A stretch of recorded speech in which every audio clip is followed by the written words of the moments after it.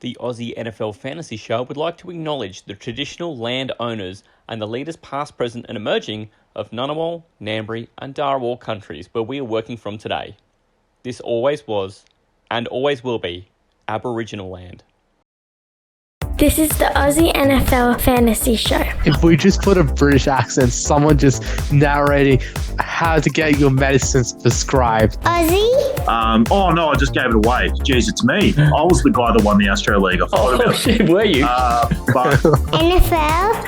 He was just silent, no camera on. I'm just sitting there, I'm like eating my finger bun pre-draft. Fantasy. and they were having breakfast together, sitting there having big breakfasts, having a bit of bacon and egg, bit of sausage. Sharing a bagel. Very good. We all know what that means. So basically, lock MPJ in for a top 1 season this year. Top one. Taylor the tradesman. No reason to have a trade segment on the podcast. This is the Aussie NFL Fantasy Show. Yeah, there we go. There we go, mate. Yeah, that's the stuff. Oh, that looks even bigger, man. That didn't do anything for me. Oh, it did stuff for us. Yeah. It did shit for us. It's good enough.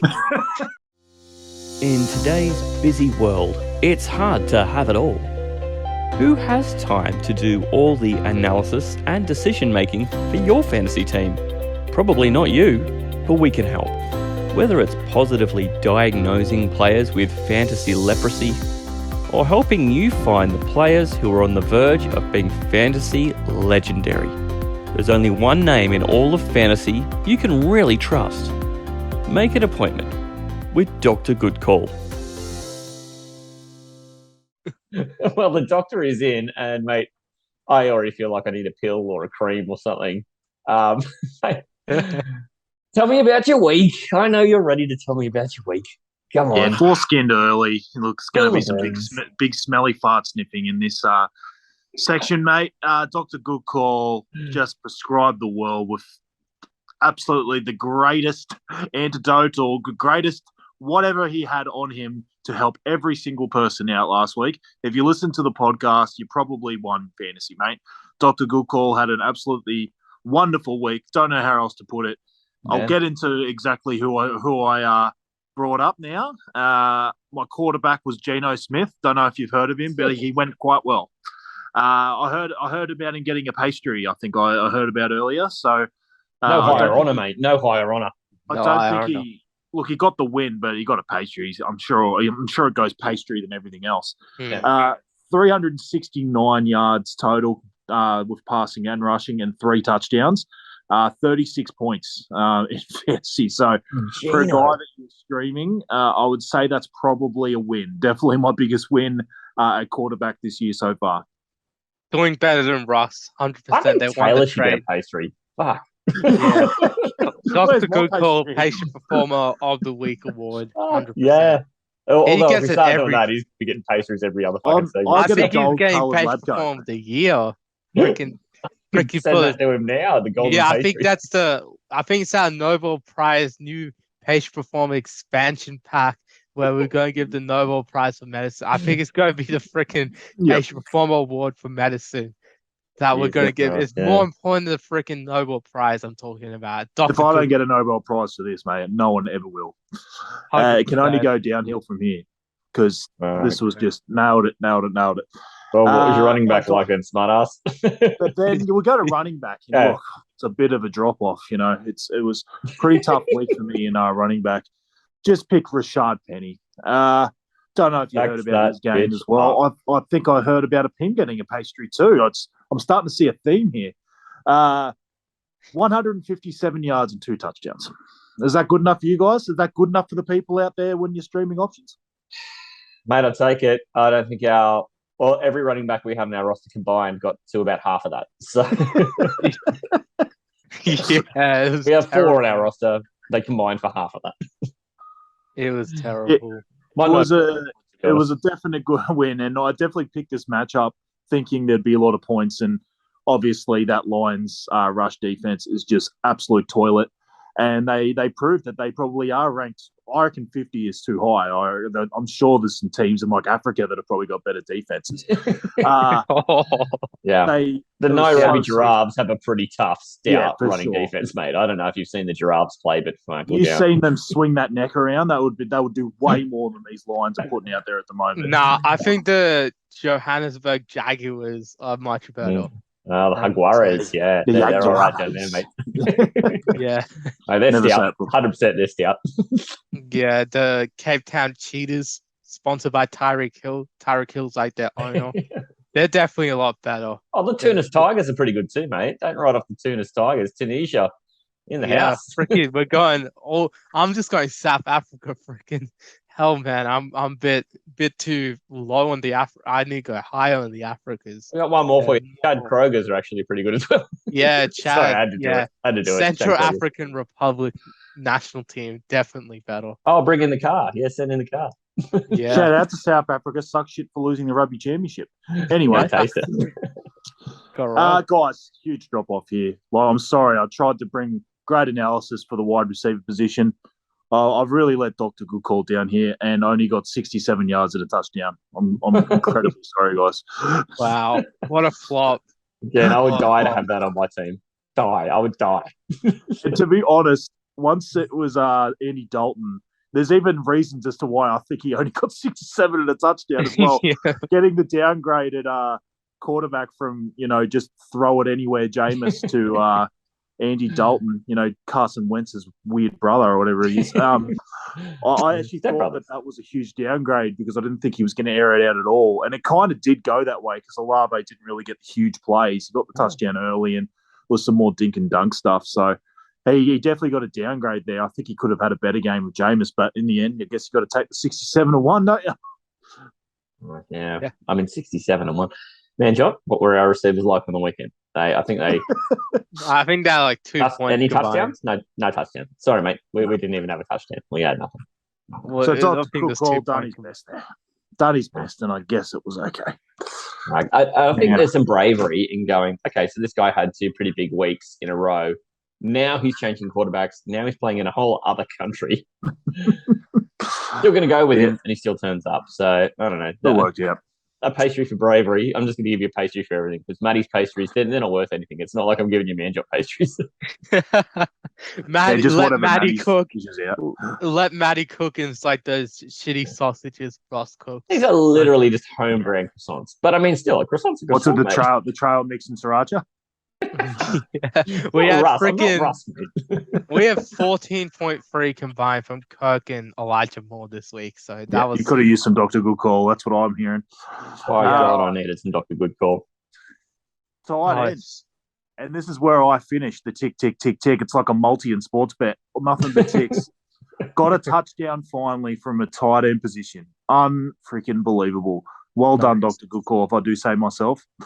TD Tonyan. Come up, got a touchdown in the second half.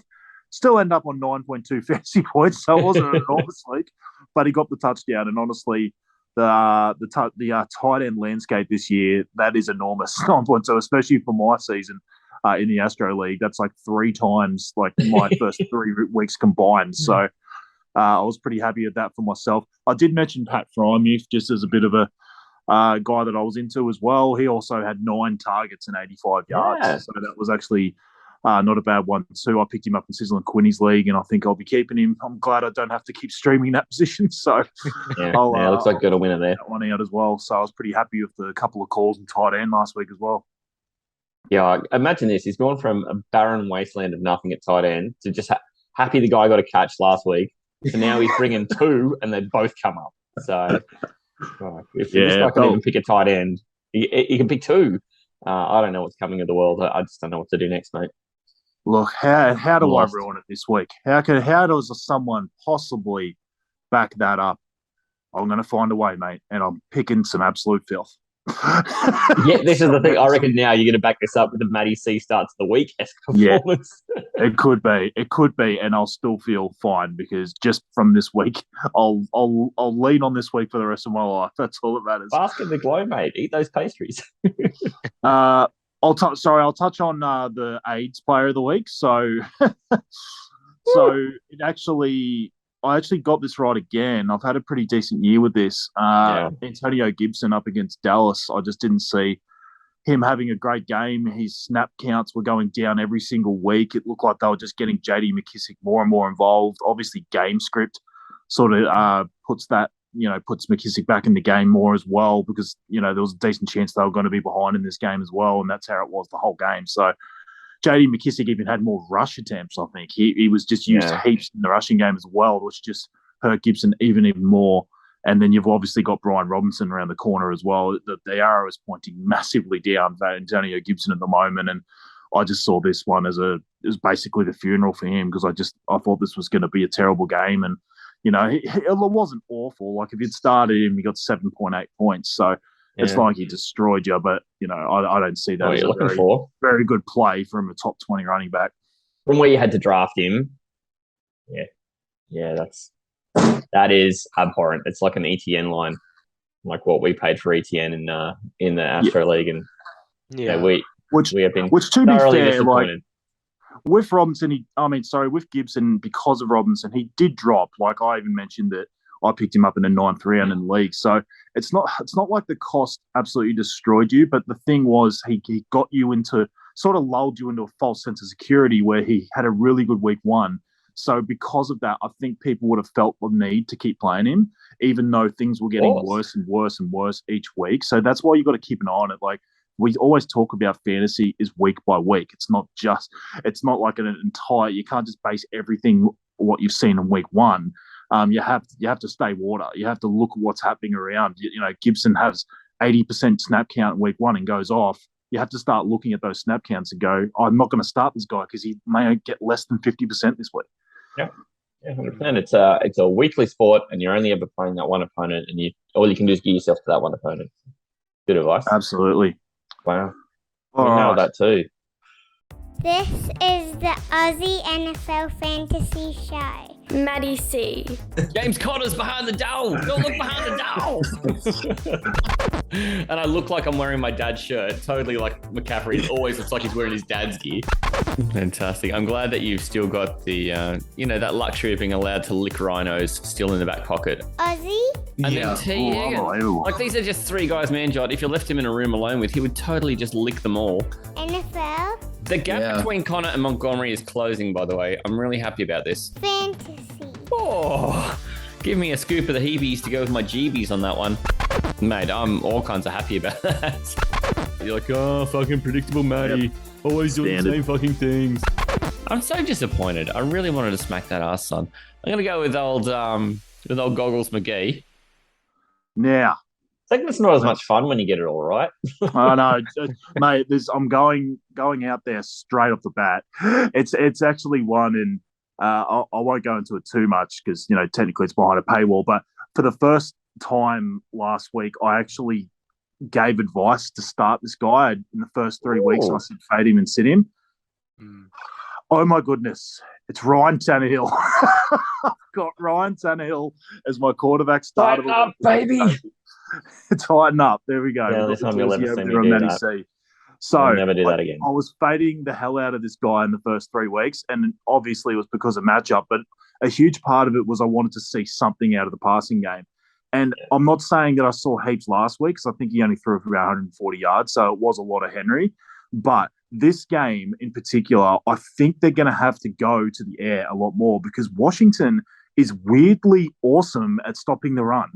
And they are the exact opposite at stopping the pass. So I think there actually might be a few screen passes for Henry in this game. I think they might realise that and go, you know what, I think we might actually get Henry, the coal train, actually going. And that's been really smart by the Titans in the last 2 weeks. They saw that he kept getting hit behind the line against the Bills. So what did they do? They started actually getting him involved in the passing game. And I think he's been 5 for 58 and 3 for 33, something like that in the last 2 weeks. And he looks heaps better doing that because, he just gets more touches. But when he gets that screen pass, he sometimes doesn't get hit for about 6 or 7 yards. So he gets up ahead of steam. And we all know when Henry gets himself into space, he just absolutely steamrolls people. And that's what they've been able to do. And that all goes to Tannehill if they get that going against Washington this week. So I think this is a better game for him. I've mentioned I'm using this year's data now. So Washington is 26th against quarterback in 2022 so far. And like I said, they've actually been amazing against the run. I mean, top 5, I believe, at stopping the run. So I think this could be a game where Tannehill's actually needed, and I can see a good game for him. Yeah, and I think part of it too with Washington is, they're top 5 at stopping the run, but half the game they know their opponents are just running to run out the clock. I still don't see a great week from our our defense looks like it's getting better, but I still think Washington's going to move the ball on the Titans too, which I think helps Tannehill in this game. I don't think it's going to be us up 24-0 and running the clock out of Henry in the second half. I think there's going to be points both ways. I hope so, because Wentz has certainly turned back into a pumpkin after a couple of weeks. He's been pure ass, but I think he looks like a pumpkin because he's so orange. But works perfectly, especially in October. It's a great month for pumpkins. Yeah, James Robinson's actually the only running back who's actually got a touchdown. Any player, actually only player to have a rushing touchdown that Commanders defensive line, I guess, the entire defense. That defensive line of the Commanders is pretty good. I think it was ranked top 5 per PFF at the start of the year too. Yeah. So it wasn't, it was expected to be good. So it's not like an anomaly. 100%. I mean, we knew their secondary was garbage too, because I think they're 24th PFF grade against quarterback last year, and then all of a sudden this year, we're expecting them to be pretty bad as well, and they have not disappointed. We've pretty much picked on them in starts of the week. Put it this way, I'm definitely not going chalk here. If anyone thinks I'm somehow going chalk in Dr. GoodCall, this couldn't be any further from the truth. And I think it's going to be one that a lot of people are going to question. So I'm actually pretty happy at that, because if he does go, have a pretty decent game, I'll be able to smell my farts even more, because it's one that no one really expected. Yeah, 100%. And it benefits the Titans, so you'll be happy with that. Double down, baby. Yeah. All right. This one probably won't surprise anyone just because of who they're against. I'm taking Damian Harris of the Patriots up against the Lions as my running back. And like I said, they're 31st against running back in 2022, only because the bloody Texans just gave up like 3,000 points to Eckler. And they just seem to get destroyed on the ground as well. So basically, if you're out there, play every running back against the Lions and the Texans. It just seems to be the way it's going this year. That's us this week. They're trying to battle each other for who has the worst. That's it. Race to the bottom. They're like, oh, we just saw Penny have like 30 points. We got to let Eckler score 35.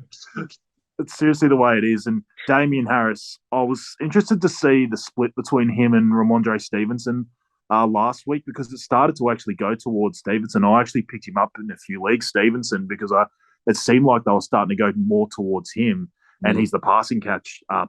He's the pass catcher in that. He's James White now. So I thought he was interesting, but it was 15-11 in terms of rush attempts for Harris's way last week, and he got the touchdown. So I think just purely based off rushing, I would rather take Harris. So I think he could have a penny-like game with like 150 and 2, honestly, this week. I just think that team, especially if it's like Zappy or something starting at quarterback again, they're not going to pass much. And why would you bother when you can just run over the lines? So I think they're just going to run him and Stevenson just a million times. Like that game last year where they only passed 3 times against the Bills. Yeah, honestly. Like that. It could be. With Johnny had not needed. The only catch, was it? And their receiving core is a bit banged up too. So it's there's no Myers there at the moment. So I just don't think they're going to need to pass this, especially if they've got a third stringer in there. Belichick's not going to hand him the keys. Like, he's just going to go, let's just win this running. Yeah. I'm imagining you're not about to throw Nelson Aguilar in as your wide receiver for the week after. No, absolutely not. Did you all see I was talking to some American folks in some of the leagues that I'm in, because I'm in some dynasties around the place, and I'm the lone Aussie in some of them, so I get to kind of be the weirdo.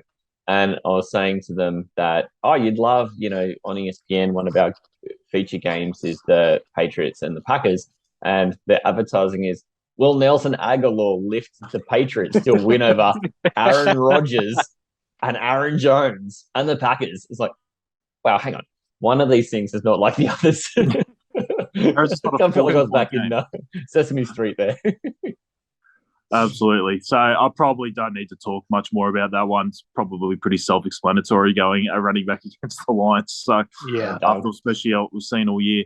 Now this next one, I'll give away both the wide receiver and tight end at the same time because it's a double down. I'm doubling down on the Jets. I've got Jets fever.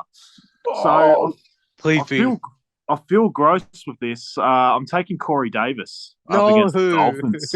No. So the Dolphins I know I feel so bad because of everything with Elijah, and there's so many things happening that I just didn't want to see. But as I mentioned earlier, I stay water. And look, Elijah was obviously a huge pick for me at the start of the year.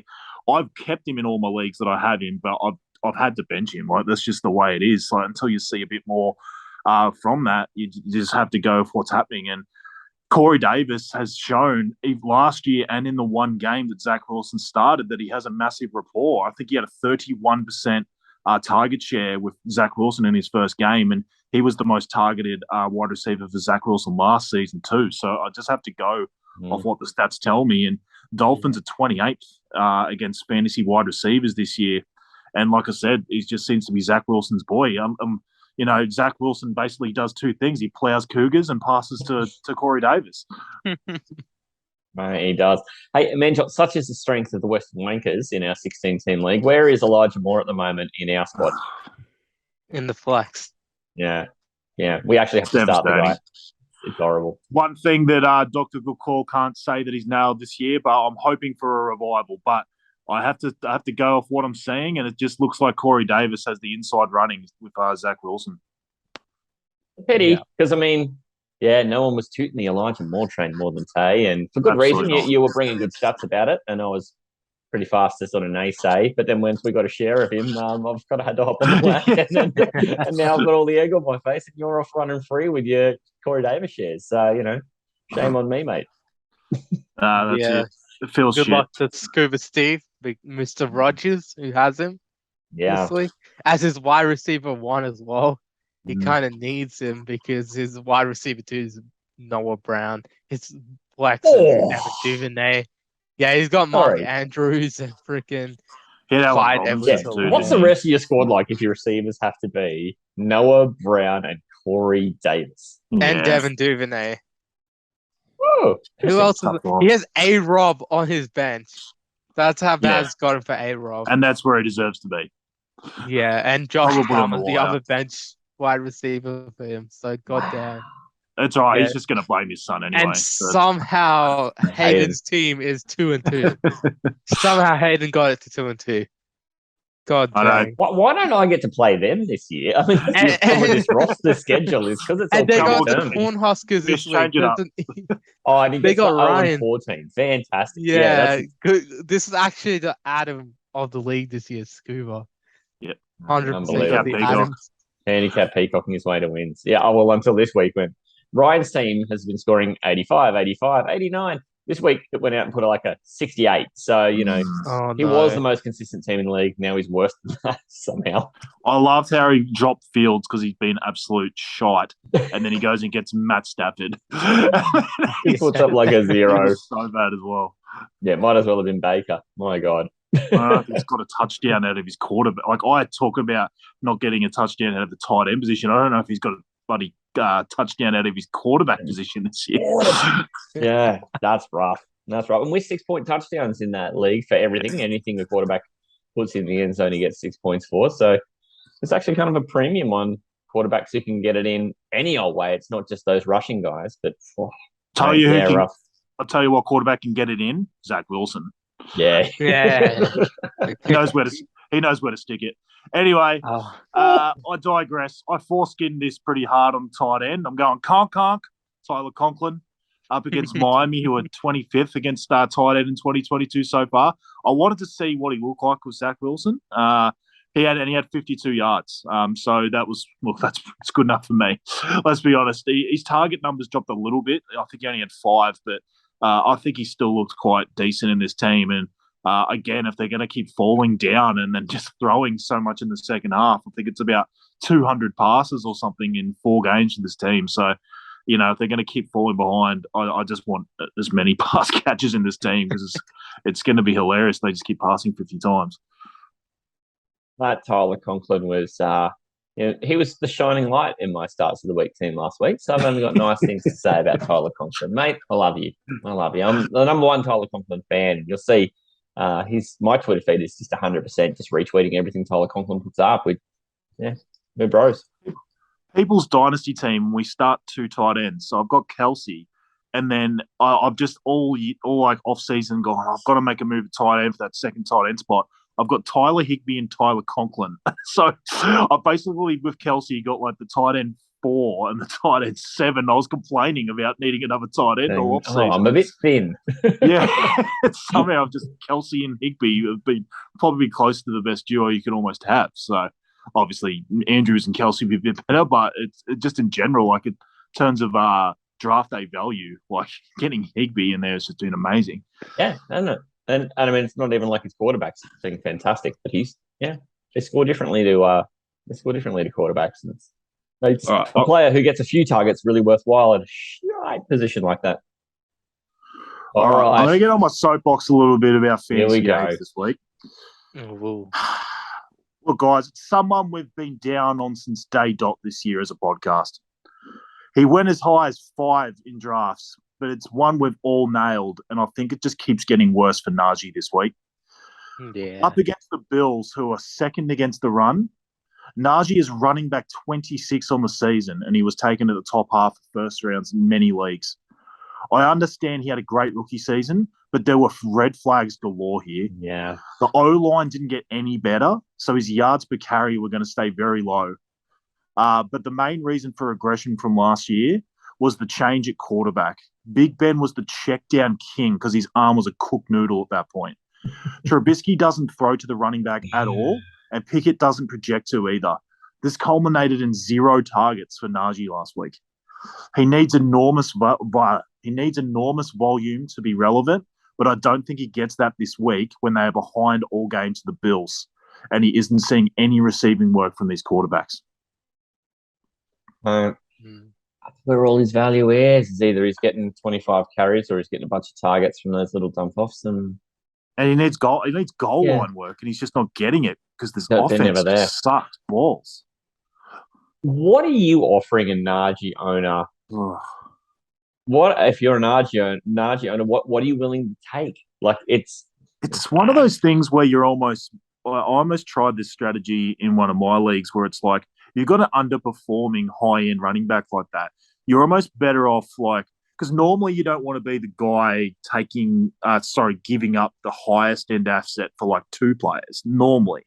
But I would probably go and try and get like a Jeff Wilson and a wide receiver for him, if that makes sense. Like I would almost make my team a 0 RB and try and get myself a decent wide receiver that I could start and like a Jeff Wilson, like someone who's seen as lower than Najee, but is actually putting up better production. Like I actually think you could actually get something like that done. So that would be a good way of doing a 2-for-1. I wouldn't suggest normally doing that. It's normally better for you to be the one getting the one, but in that situation, I think that would be something I'd look at. There's definitely situations where you've got to take the more valuable single asset and turn it into diversified options. Yeah. I don't love doing that either, to be honest. I love it in Dynasty. I do it all the time in Dynasty. It's actually my favorite bit of Dynasty is taking the guy like last week I traded away Kelsey and Justin Jefferson in a league. And I got back a guy's entire 2023 and 2024 draft class plus 2 other pieces. Like I love doing that in Dynasty because my teams are generally crap and I just happen to know a couple of good guys. I'm like, give me more assets. Because to me, that's the fun of Dynasty. But in redraft, urgency is so different. And I never like to be the guy who's not getting the best single asset in the trade. Even if it's a 2 one way through the other. If you stacked all those guys in a pile, I want the guy who's the most valuable to be the one who's coming to me. I don't care what the other parts are as much.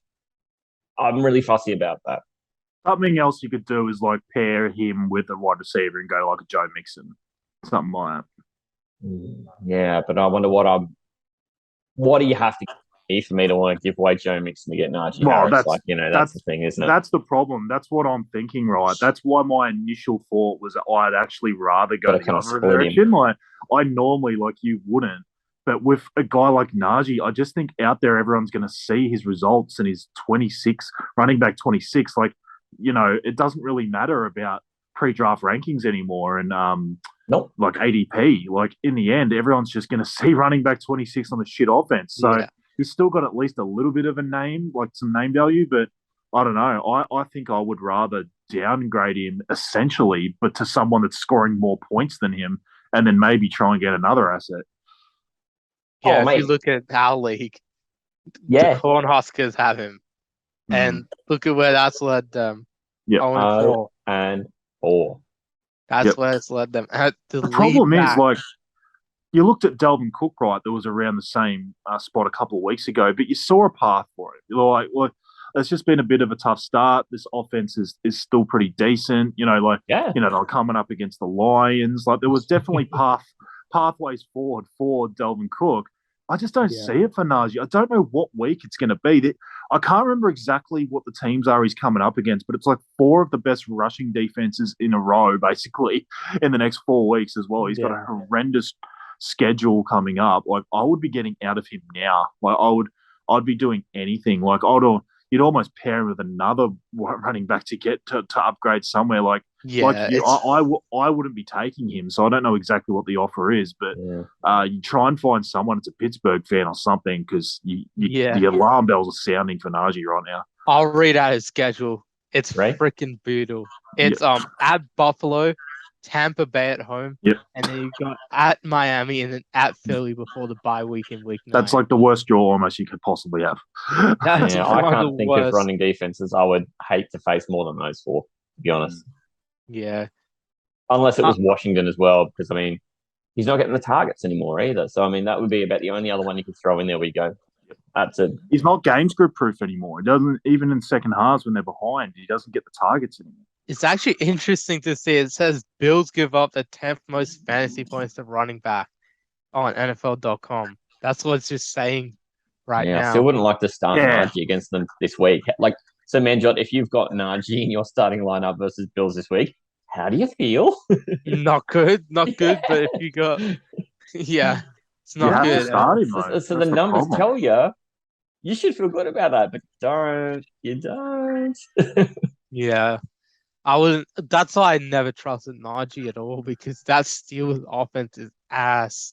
It's so bad. I think this is an actual rebuilding year. They actually got a tank. That's just how it looks like.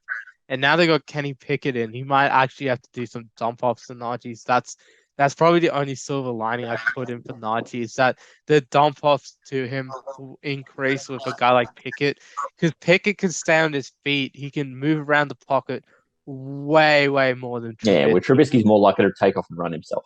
There was some plays that was showing. I think there was like a side by side, and it was like Trubisky just takes the sack, and then Pickett escapes like 3 defenders and throws.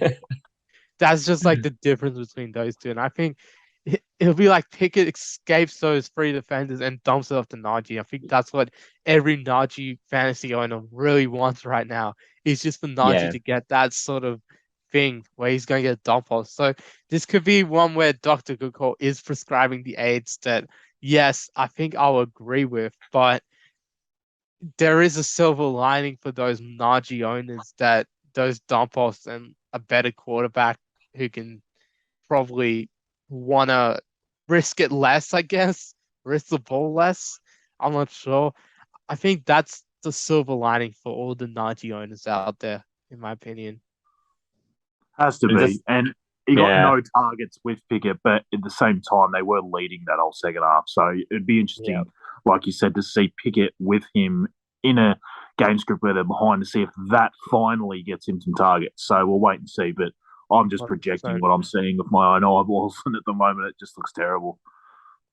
Yeah. I mean, the other question I've got here then, eternal optimist Matty C over here, is there a world that you go and see the struggling Najee owner who in our famous sort of home league is 0-4, and just prey on his desperation a bit and have a bit of faith that maybe it will turn around a bit for Najee and just offer him something to get him off him. Yeah. I mean, Just depends our what team you're is a good example of that. We're 1-3 and we're having a tough time scoring. We could do worse, right?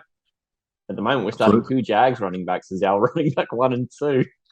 That's what I mean. It's very team dependent. If you're sort of struggling a bit at running back, that's something I would. And you're like, got a bunch of wide receivers, maybe offer one of those, maybe offer your worst wide receiver out of that group for Najee and see what happens.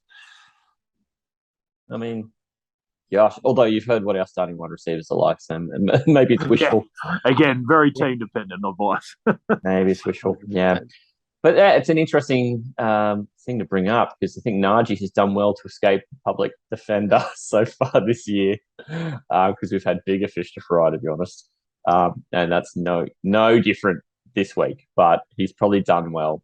I mean, when you look at who's in the top 15 at running back, and then you look at where some of the guys who were drafted in the first rounds are in terms of ranking at running back, it's a veritable murderer's row of people you expect to be really, really productive who are in that 20 to 30 range. And it's shocking.